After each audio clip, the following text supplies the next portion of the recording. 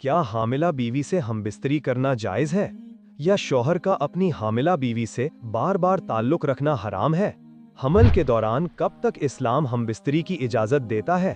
اور اگر کوئی لا علمی کی وجہ سے ہمبستری کرتا رہے تو بچے پر کیا اثر پڑے گا؟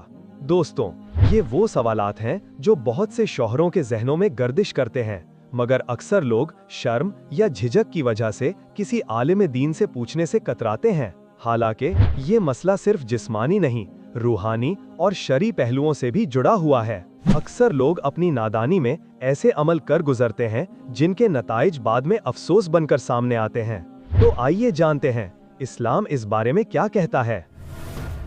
السلام علیکم دوستو، اسلام ایک مکمل ضابطۂ حیات ہے۔ یہ نہ صرف عبادات بلکہ ازدواجی تعلقات تک کے آداب بھی ہمیں سکھاتا ہے۔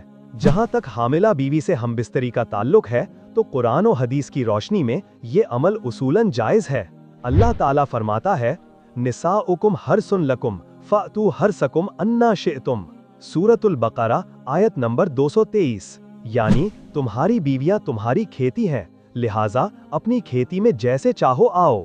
علامہ کرم کے مطابق اگر حمل ابتدائی مرحلے میں ہو اور عورت کو کوئی تکلیف یا خطرہ نہ ہو تو شوہر کے لیے بیوی کے ساتھ ہمبستری جائز ہے۔ البتہ اگر طبی طور پر خطرہ ہو یا ڈاکٹر منع کرے تو شوہر کو احتیاط اور پرہیز کرنا چاہیے، کیونکہ اسلام کا اصول ہے لا ضرر ولا ضرار، یعنی نہ خود نقصان اٹھاؤ اور نہ دوسرے کو نقصان پہنچاؤ۔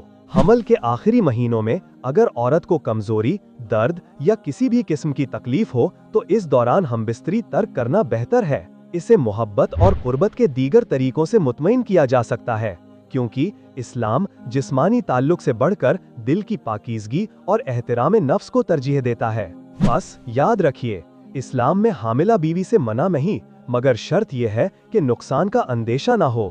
یہ تعلق اگر محبت، حکمت اور حدود شریعت کے اندر رہ کر ہو تو نہ صرف جائز بلکہ باعث رحمت ہے۔ تو اے شوہروں، محبت کرو مگر شریعت کے دائرے میں رہ کر، قربت اختیار کرو مگر اپنی بیوی کی عزت، راحت اور سلامتی کو مقدم رکھو، اور یہی ہے اسلام کا حقیقی حسن، جہاں محبت بھی عبادت بن جاتی ہے۔